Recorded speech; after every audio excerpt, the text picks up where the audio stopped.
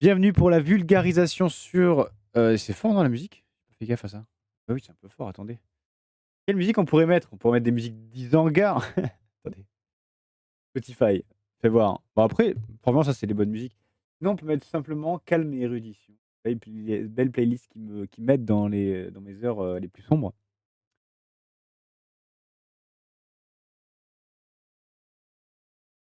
Voilà, parce que ça sera jamais un truc trop fort, trop, bam bam, bam bam. Après je peux essayer de voir, peut-être que tu vois, suivant ce que je dis, voilà, on va pouvoir, ce serait marrant tiens que je fasse des musiques par diapo. Tu sais que je mets en boucle, mais par diapo, ce serait drôle. Ce serait drôle. Mais si on va par là, quelle musique vous ferait kiffer? Quand vous pensez à Isengard, moi je pense à celle-ci, tu vois? Je pense à celle-ci.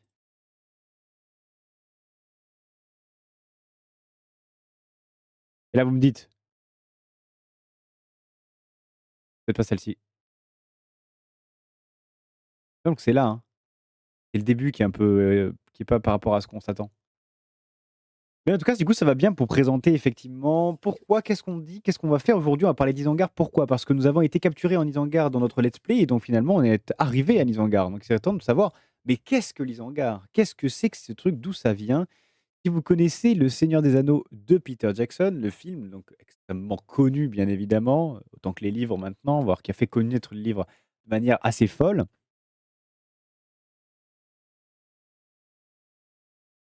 Vous connaissez donc l'Isengard.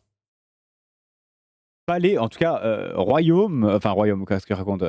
Lieu où vit Saruman, le grand méchant, notamment du Seigneur des Anneaux, Les 2 Tours, le deuxième livre, n'est-ce pas? Puisque cela se passe au Rohan et le Rohan est donc en proie au mal qui est perpétré par Saruman.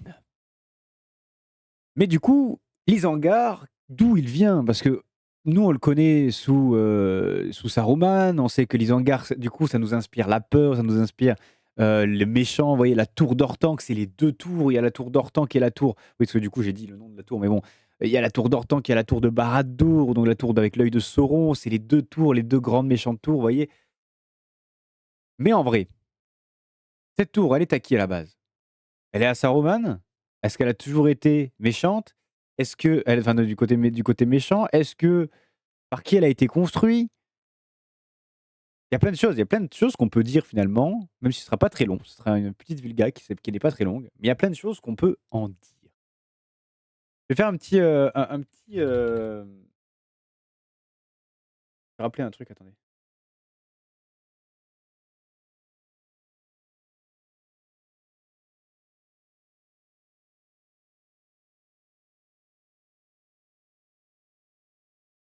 Je vais aller sur Discord, faire un petit rappel parce que du coup, on était en live depuis quelque temps déjà, donc j'ai oublié de faire le rappel, sur le dans les annonces. Non, c'est pas les annonces, c'est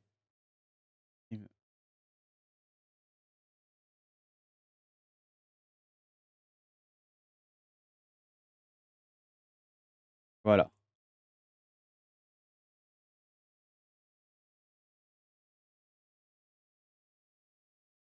nickel. Je ferme Discord. Et donc l'Isengard apparaît pour la première fois évidemment dans le livre Le Seigneur des Anneaux. On en parle. Je crois qu'on en parle également dans le Silmarillion, peut-être, parce que je crois qu'il y a une partie quoi, je crois qu'il y a une partie, je me rappelle plus exactement. J'ai pas trop regardé le Silmarillion pour faire celui-ci, puisqu'on a déjà bien assez à faire avec le reste. Mais, il me semble qu'on parle des Istari dans le Silmarillion et donc forcément on en parle parce que Saruman passe par là, hein. Effectivement, on peut pas le nier, l'Isengard n'est pas ah cette musique est folle, hein. Isengard n'est pas méconnu du grand public. Et donc, on va bien évidemment décortiquer un petit peu, comme je le fais à chaque fois. Je vais poser la question. Pour vous, alors j'ai déjà beaucoup parlé d'Isengard là, du coup, hein, mais bon, à quoi vous fait penser l'Isengard quand on vous parle de l'Isengard? Est-ce qu'il y a des mots qui vous reviennent à l'esprit? Est-ce qu'il y a des choses particulières qui vous reviennent, peut-être par rapport au film, par rapport que ce soit au Seigneur des Anneaux, au Hobbit? Peut-être même, non, il y a pas encore dans les Anneaux de pouvoir, il ne parle pas de ça, mais je sais pas, dans les jeux, dans les différents trucs que vous avez pu voir. Puisque je rappelle que, bah, comme c'est un truc très connu du Seigneur des Anneaux, on le trouve dans tous les jeux aussi, hein, que ce soit dans les, je sais pas, le Retour du Roi, les 2 tours bien évidemment, mais également la Bataille Pointage du Milieu 2, Lord of the Rings Online, tout ça, tout ça, tout ça. Et il y a des choses qui sont parfois pas tout à fait vraies pour des raisons effectivement cinématographiques, parfois, loristiques, on essaie de s'arranger et c'est ça qu'on va réparer aujourd'hui. Trêve de trêve d'introduction, ça fait 8 ans qu'on fait cette intro. Je suis toujours stressé quand on fait ce genre de truc, enfin stressé, je suis toujours, je sais pas trop quand m'arrêter. Pam, pararam et du coup, j'aimerais bien la musique, je crois que c'est celle-ci.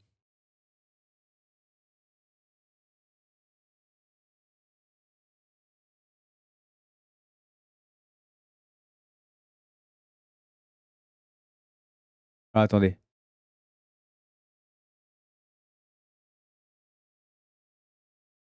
OK, donc attendez, on va faire une liste de musique, d'accord? Attendez, attendez, attendez.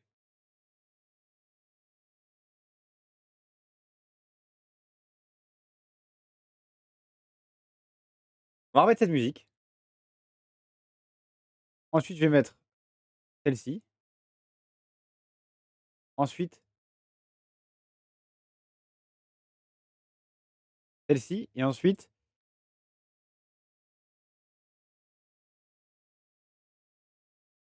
celle-ci.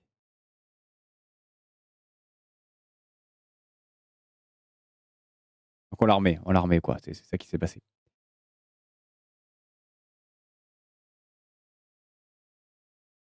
Et donc qu'est-ce que l'Isengard, les amis? Beh, d'abord, élargissons un peu. L'Isengard, c'est quoi l'Isengard?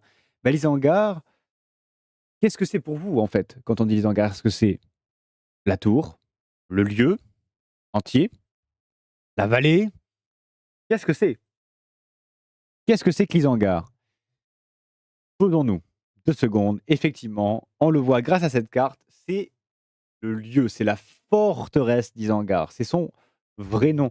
Comme il est dit dans Le Seigneur des Anneaux, livre 3, chapitre 8, il était passé dans Nan Kurunir, la vallée du magicien. C'était une vallée abritée, ouverte seulement vers le sud. Elle avait été jadis verte et belle. Et l'Isen y coulait, déjà profond et abondant, avant de rejoindre les plaines. Alors, ce qui signifie quoi? Déjà, on parle de Nan Kurunir. Effectivement, Nan Kurunir, qu'est-ce que c'est? C'est une vallée qui descend vers le sud, qui suit l'Isen. En fait, c'est littéralement l'Isen qui a creusé cette vallée de Nan Kurunir.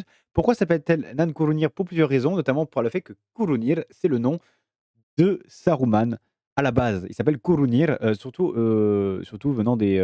En fait, Saruman, c'est son nom par rapport aux hommes. Kurunir, c'est le nom elfique, c'est le nom de là où il vient, de là où il est connu, quoi, globalement. Donc c'est pour ça que c'est la vallée du magicien, c'est la vallée de, Saruman. Donc c'est pour ça que ça a été renommé. Mais avant, elle s'appelait pas comme ça. Avant, elle avait pas vraiment de nom. Avant, c'était, une extension de ce qu'on appelle la trouée du Rohan, qu'on voit ici, le Gap of Rohan. C'est vraiment la trouée du Rohan, c'est la trouée qui est entre les montagnes grises, les montagnes, les Misty Mountains, donc c'est les montagnes, les monts brumeux et les montagnes, blanches en dessous, parce qu'on les voit pas ici, mais il y a les montagnes blanches en dessous et du coup, en fait, la trouée du Rohan, c'est ce qui fait, le tour. Voilà, c'est ce qui passe à travers les 2 chaînes de montagnes et au nord de la trouée du Rohan, en suivant l'Isen, parce que l'Isen, c'est vraiment ce qui fait la limite du Rohan, hein, vraiment l'Isen. Hem et bien, en fait, on a la vallée de Nankurunir avec donc l'Isengard qui possède une seule porte vers le sud, les portes d'Isengard. Et par contre, il y a dans cette forteresse, l'enceinte de cette forteresse et donc surtout des remparts. En fait, c'est une forteresse, c'est des remparts avec plein de dont les remparts sont habités. Enfin, je veux dire, il y a des trucs dans les remparts, dans les tours de garde et cetera. Enfin, les postes de garde, tout ça. Mais il va y avoir également quelque chose d'assez intéressant dans cette forteresse, c'est qu'il y a les remparts et donc une tour qui s'appelle la tour d'Orthanc. La tour d'Orthanc, c'est son nom, c'est pas l'Isengard, c'est pas la tour d'Isengard. Orthanc, c'est pas la forteresse en entier, non, c'est l'Isengard et dans l'Isengard, il y a la tour d'Orthanc et cette tour, elle est particulière. Pourquoi? Parce qu'elle a été construite par des gens il y a fort longtemps. Et là, bien évidemment, vous allez me dire: «Allons-y». Mais pour l'instant, on va recentrer. Donc là, on a vu la vallée, c'est la vallée de Noncoruñas qui est au nord de la trouée du Rohan. Donc vous avez à l'est le Rohan, à l'ouest, vous avez les pays de Dun. Bien sûr qu'on a parlé, puisqu'on a fait une dernière vulgarisation. Et vous voyez, au nord-est, vous avez également la forêt de Fangand, qui est vraiment pas très loin d'Isengard, en quelque sorte. Et là, vous avez le Rohan.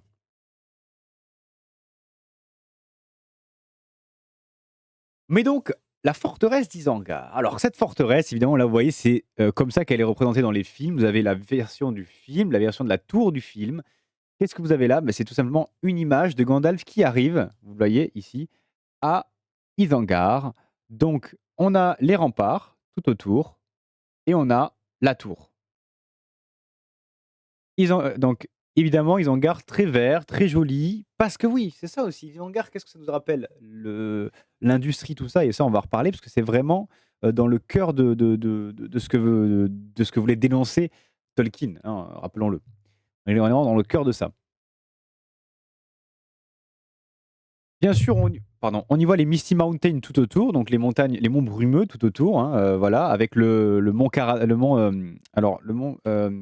Métédras, pardon, voilà, le mont Métédras qui est à côté, qui est vraiment à côté, qui surplombe. Et donc voilà la vallée d'Isengard. Avec l'Isen, j'imagine qu'il doit couler là-bas, on la voit, j'imagine. Après, normalement, normalement, l'Isen passe par l'Isengard, donc normalement, il y a pas de, non, c'est pas ça qu'on voit là-bas, je pense. L'Isen passe dans l'Isengard, normalement, si je dis pas de bêtises, et non, passe pas dans l'Isengard. Ah oui, non, je suis bête, parce que oui, il fait un c'est plus tard. Je suis con. Oh là, oh là, une chose après l'autre. Après, elle va passer par l'Isengard parce qu'il aura fait un barrage, rappelons-le.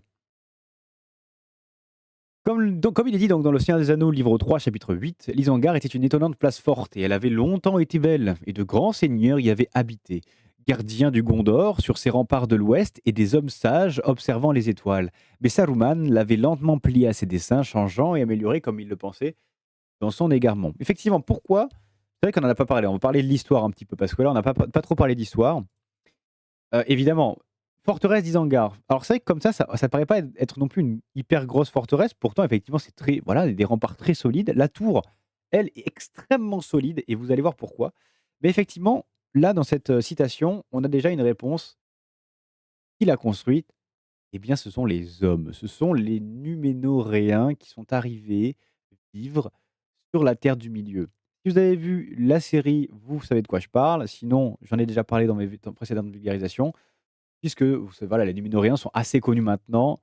C'est vraiment eux qui ont donné toute la lignée humaine dans la quasi-totalité euh, donc de la Terre du Milieu. Pardon, excusez-moi. Oh, je baille. Mais effectivement, ensuite, il y a eu. On va couper un peu la musique, parce que là, on n'est pas dans le thème. On n'est pas dans le thème. On n'est pas dans le thème. Pardon, excusez-moi. Je fais les choses dans le désordre. Mais bon, donc, ce que je peux vous dire par contre, c'est qu'on ne sait pas quand est-ce que la tour d'Isengard a été bâtie précisément. On sait que ça doit être entre quand les Numénoréens sont arrivés sur les terres du milieu pour commencer à construire leur royaume de l'Arnor et du Gondor. C'est entre 3320 du deuxième âge et 3430 du deuxième âge à peu près. C'est tout ce qu'on sait. Est-ce qu'on a besoin que ce soit plus précis? Pas forcément. Par contre, on veut ça, il est intéressant de savoir, c'est que c'est une forteresse qui a été faite, qui est vraiment pile au milieu des 2 royaumes. Entre, du coup, l'ancien royaume du Gondor qui s'étendait jusqu'au Rohan, parce que le Rohan faisait partie du Gondor à l'époque. C'était ce qu'on appelait la province du Calénardon, donc c'était vraiment la limite avec le Calénardon et la limite avec l'Arnor et donc l'Inedvaïs.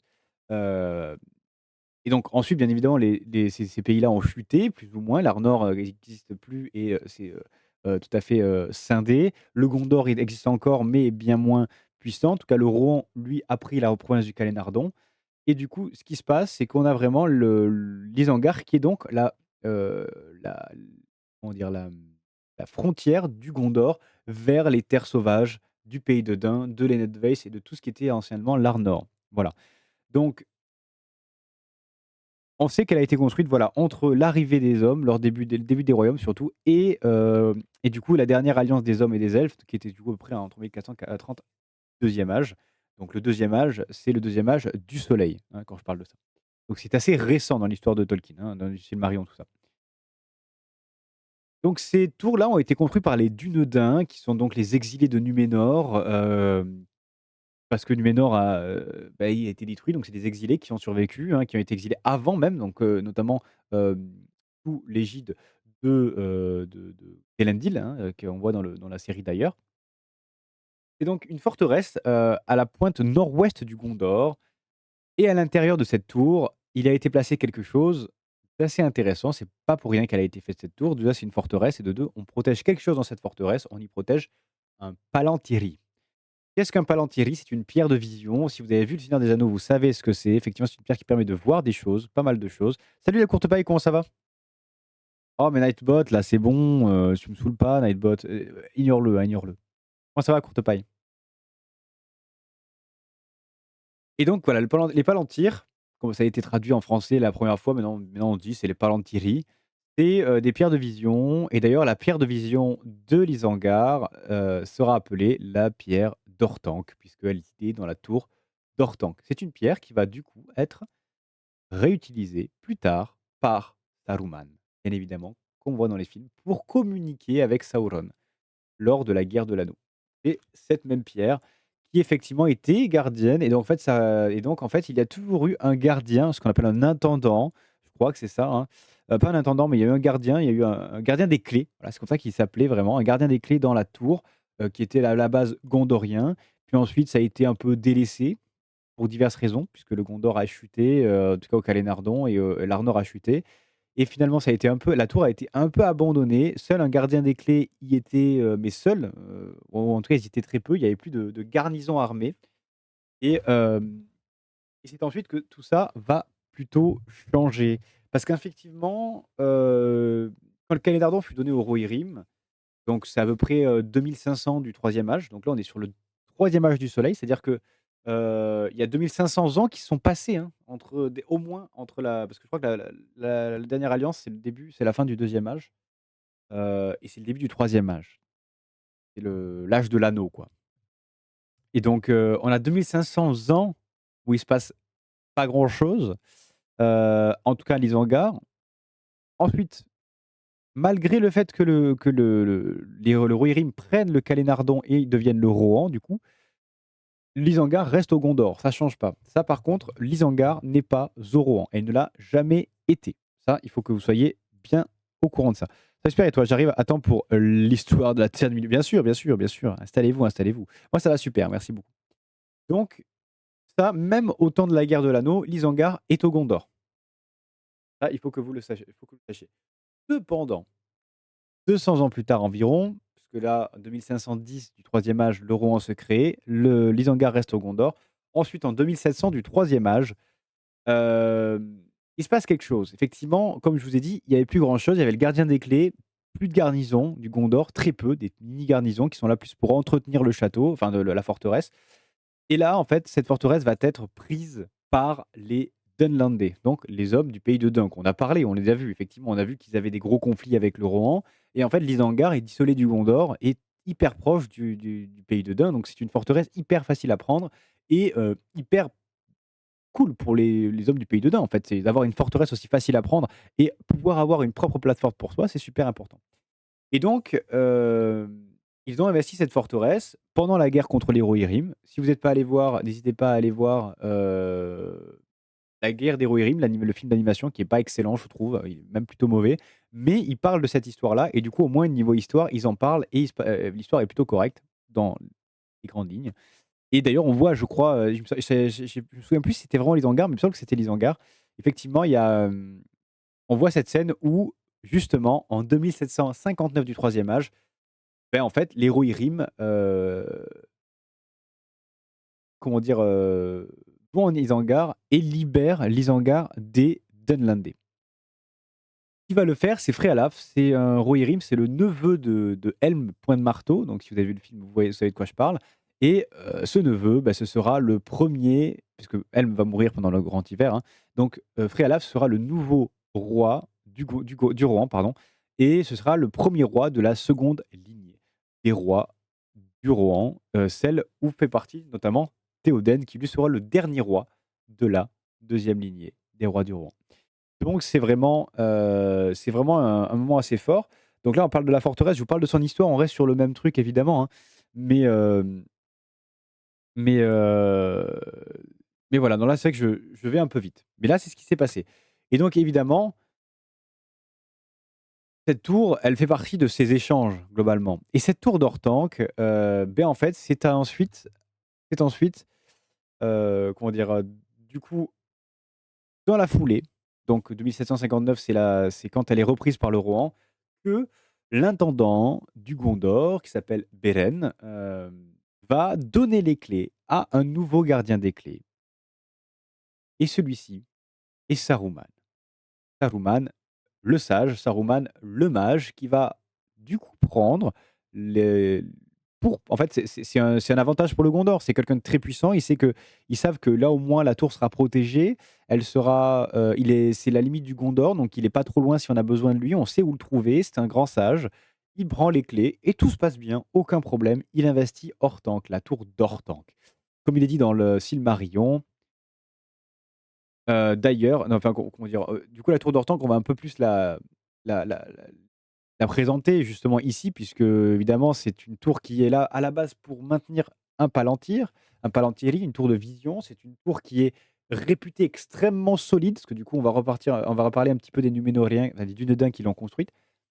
Comme il est dit dans le Silmarillion justement, telles étaient les principales demeures des Numénoriens au Gondor. Mais on leur doit bien d'autres formidables et merveilleux ouvrages aux Argonates, à Aglarond et à Erech, et dans le cercle d'Anglenost que les hommes appelaient Isengard. Ils élevèrent le pinacle d'Orthanc, taillé dans l'infrangible roc. Effectivement, à la base, le cercle, par les Numénoriens, était appelé, ou par les elfes aussi, Anglenost. C'est donc une forteresse, la forteresse d'Anglenost, qui est très, très, très, très réputée pour être très solide. Mais surtout, ce qui est le plus solide, c'est le pinacle d'Orthanc, cette fameuse tour qui va détenir le Palantiri. Et pour le protéger, en fait, vraiment, cette tour, on a l'impression qu'elle surgit du sol et qu'elle a été taillée dans le roc, tellement elle est bien, elle sort, enfin, elle fait un avec le sol, quoi. Et qu'elle est extrêmement solide, surtout. C'est une pierre vraiment très solide. D'ailleurs, dans le film, je sais pas si on en parlera après, on en parlera après de ça. Dans Le Seigneur des Anneaux, en tout cas dans le livre Le Seigneur des Anneaux, il est décrite comme telle. Là, s'est levée une tour de forme fabuleuse, façonnée par les bâtisseurs d'autrefois. Ceux-là même qui avaient aplani l'anneau d'Isengard. Et elle ne semblait pourtant pas issue du savoir-faire des hommes, mais taillée à même l'ossature de la terre, dans l'antique tourment des collines. Donc vraiment, en fait, c'est un truc dit, on ne sait pas trop comment elle a été construite. C'est vraiment très flou. On sait que par qui ça a été construit, donc sur quel règne. On sait qu'elle est giga solide. Mais voilà, ça s'arrête là. On sait juste ça. Mais en fait, ça suffit parce que Tolkien, il a toujours été un peu tu sais, dans le poétique. On laisse maintenant l'imagination. Voilà, en fait, elle est nette de la terre, quoi. Ils l'ont fait d'une manière tellement bien qu'en fait, on dirait qu'elle vient de la terre et elle est super solide. C'est ça qu'il faut se retenir avec la tour d'Orthanc. Et c'est ce qu'on va retrouver dans les films de Peter Jackson avec les Ents, justement. Là, je vous montrais cette image, cette illustration euh, qui montre effectivement Barbe, Fangorn, du coup, le berger, merde, comment il s'appelle? Sylvebarbe, de sa première traduction.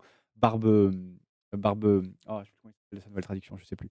Mais avec Merry et Pippin qui, du coup, arrivent en Isengard, tout rasé ici.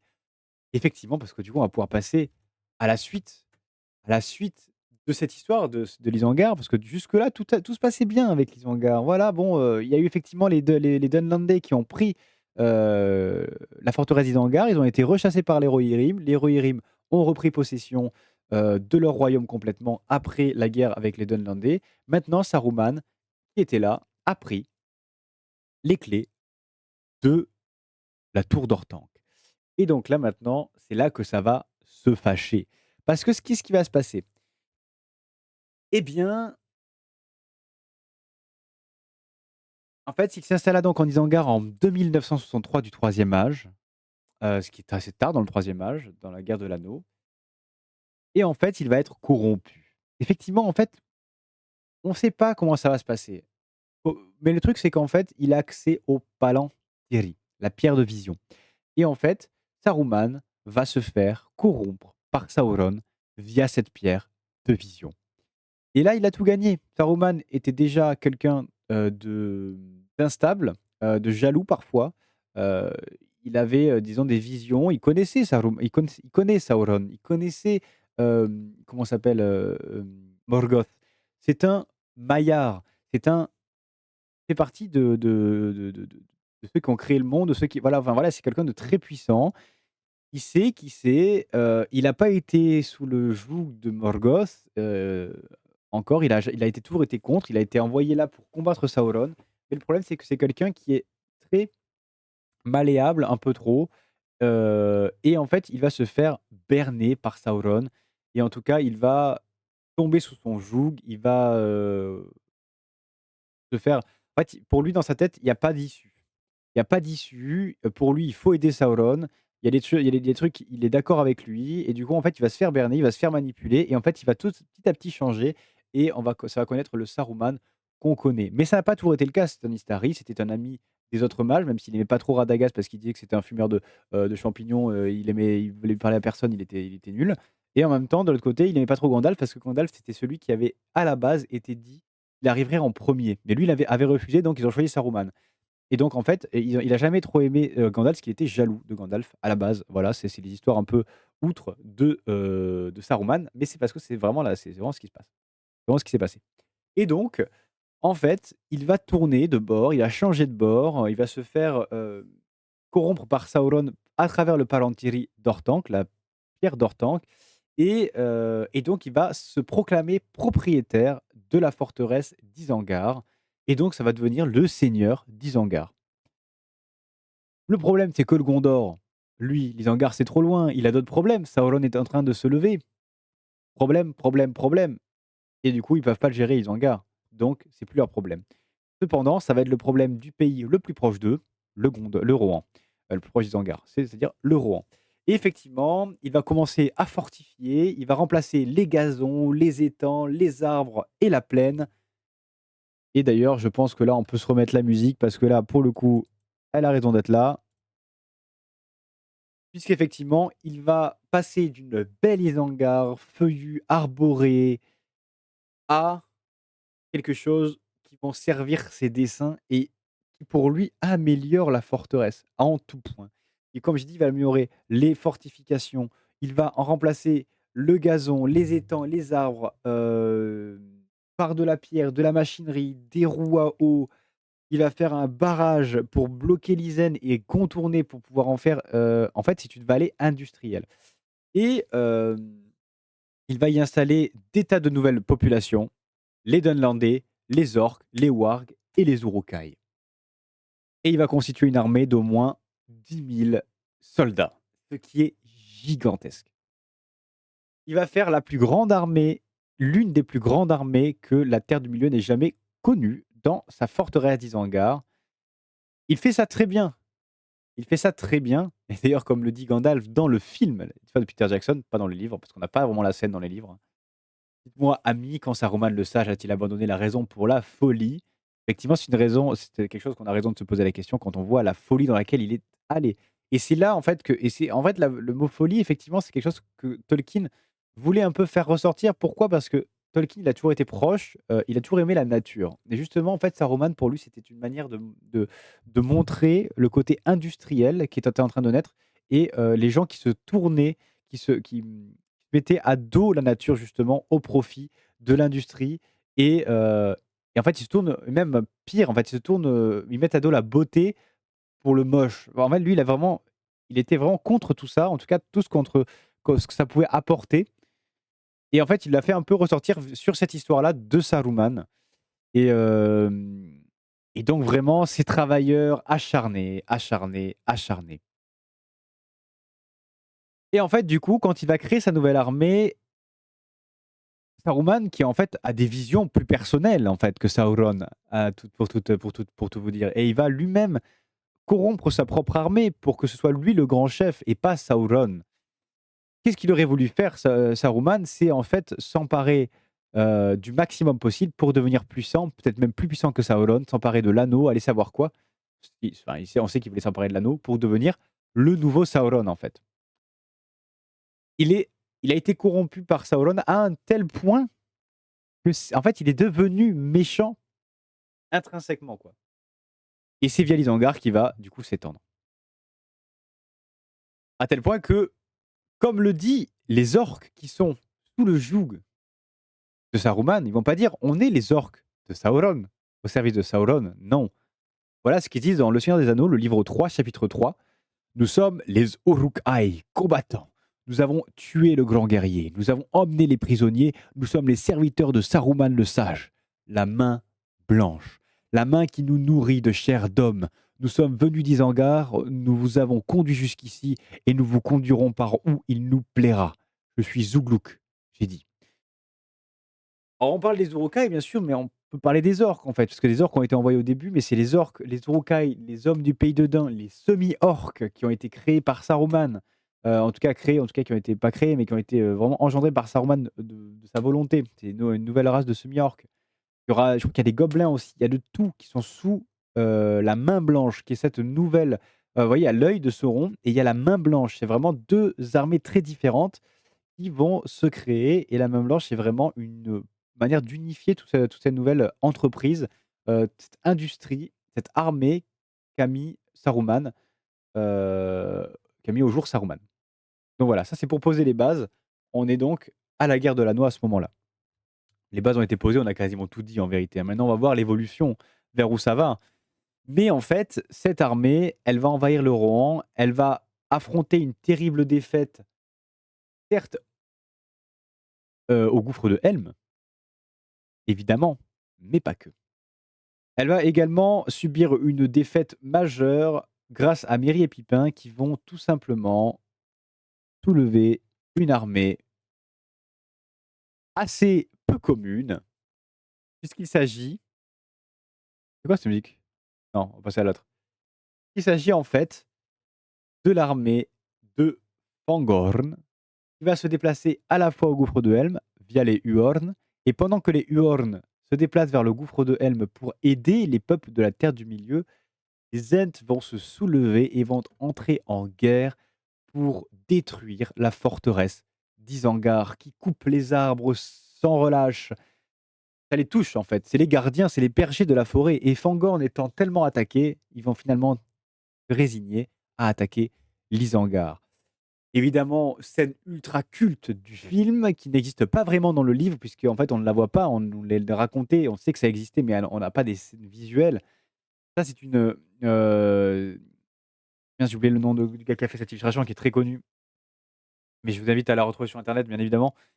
Et dans le film, on le voit bien, la scène du film est incroyable. On a la musique du film, bien évidemment.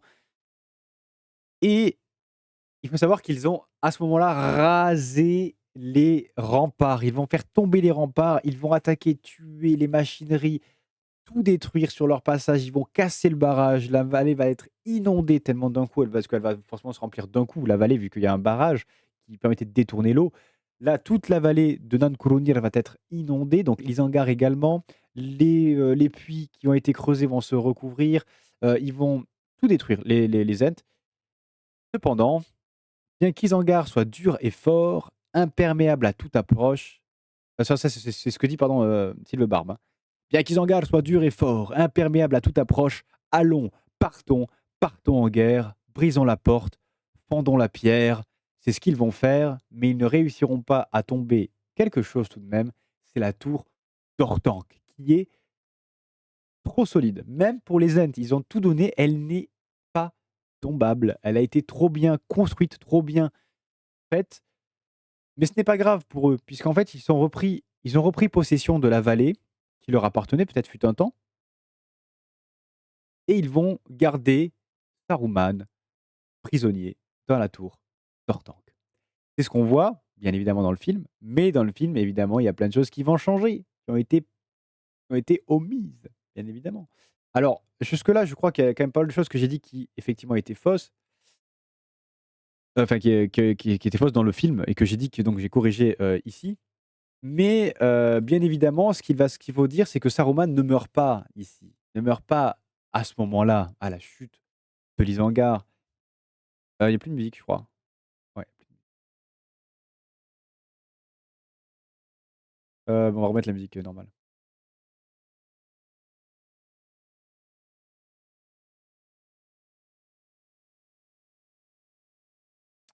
Il faut savoir, c'est que voilà, donc il va pas mourir à ce moment-là, après la chute d'Isengard, il va pas mourir comme dans le film. poignarder comme ça en haut de la tour ni quoi que ce soit. Ça, c'est faux, archi faux. Il va être déposé comme prisonnier et Gandalf, avec le Théoden et tout ça, vont effectivement aller à la tour pour lui parler. Toutefois, ça ne va pas forcément fonctionner. Il va vouloir rester dans sa tour, embrigadé. Il va réfléchir. En fait, il va fortement réfléchir à tout ça. Dans le livre, effectivement, Gandalf lui dit: mais tu dois d'abord me remettre la clé d'Orthanc et ton bâton. Ces objets, gages de ta bonne conduite, te seront rendus plus tard, si tu le mérites.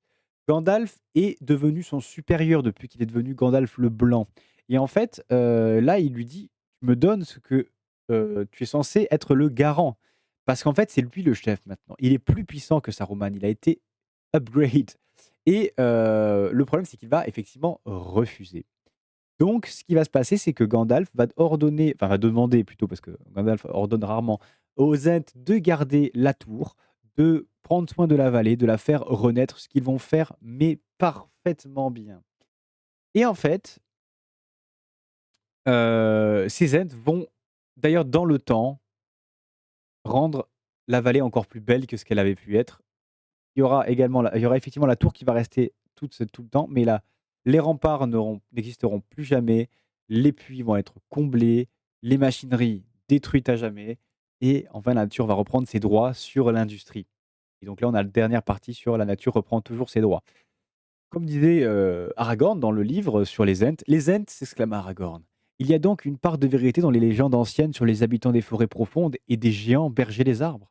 Y a-t-il encore des Ents en ce monde? Je croyais qu'ils n'étaient qu'un souvenir des temps anciens. Si vraiment ils furent à jamais autre chose qu'une légende du Rohan.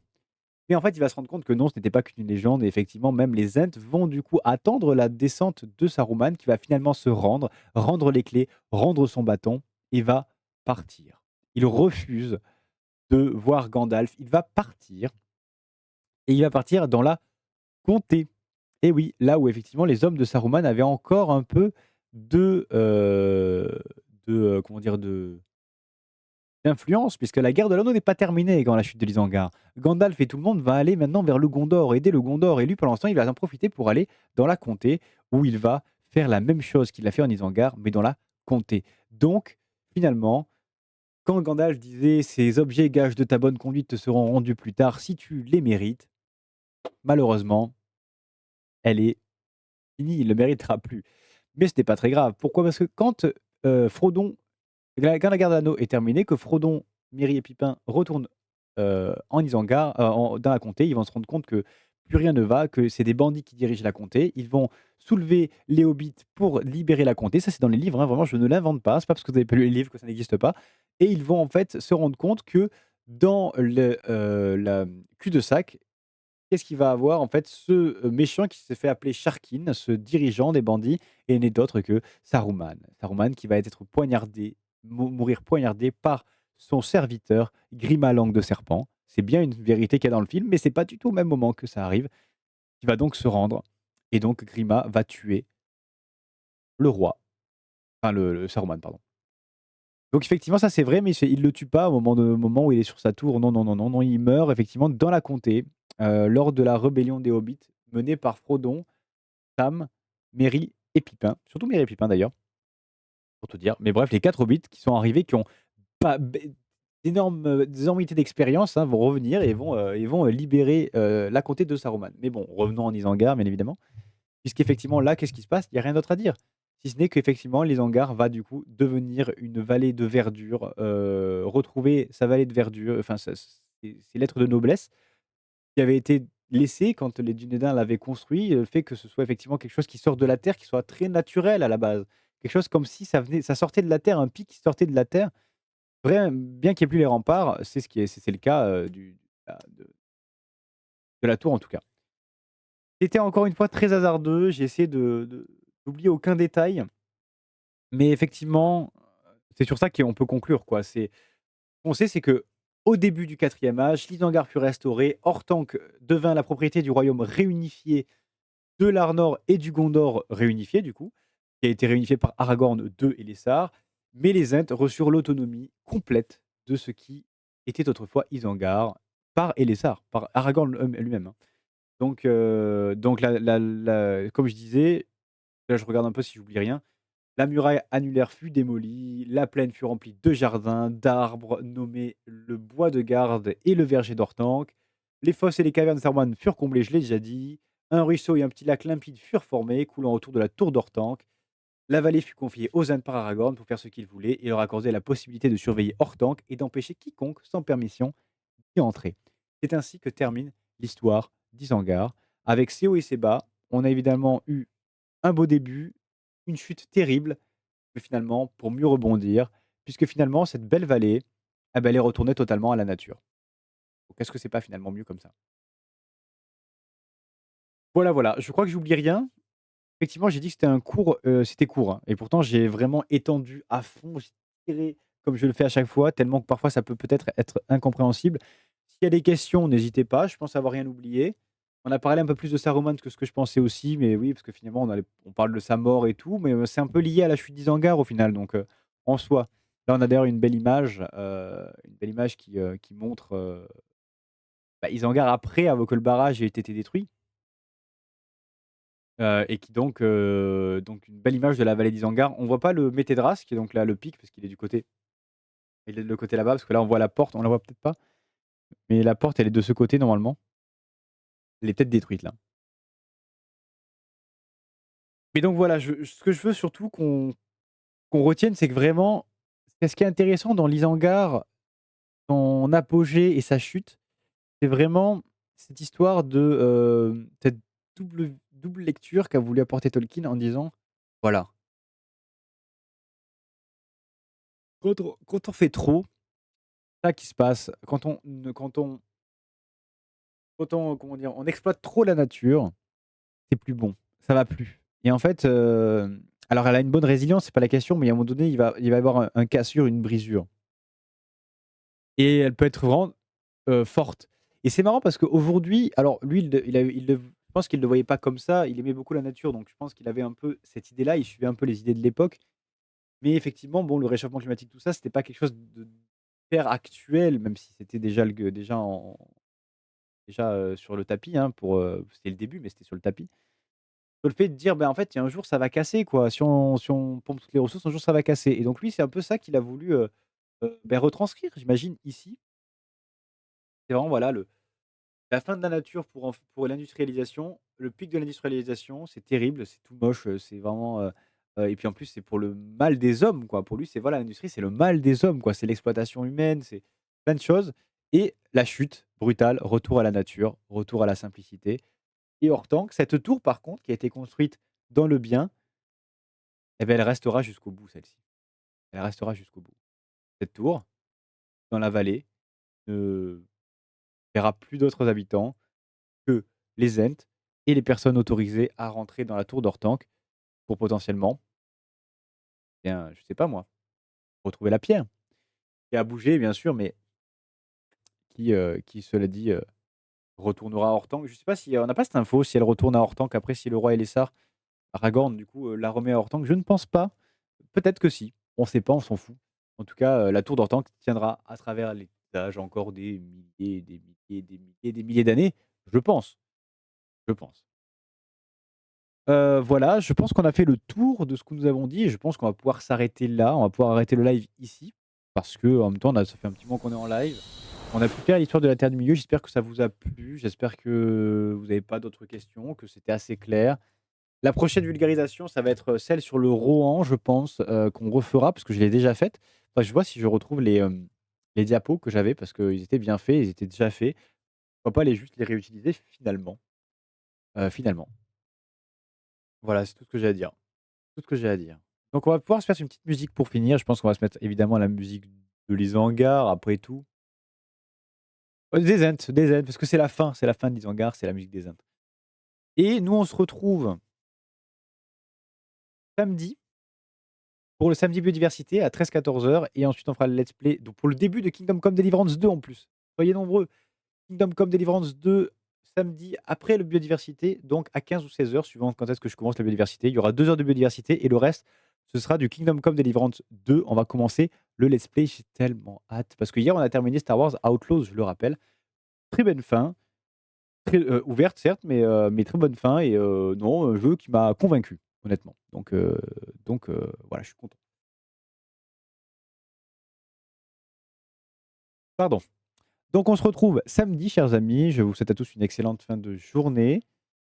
Un bon week-end, pour ceux qui, travaillent pas demain, mais sinon, une bonne fin de semaine de travail pour les autres, comme moi, par exemple et on se retrouve samedi. Ciao tout le monde, à dans 2 jours.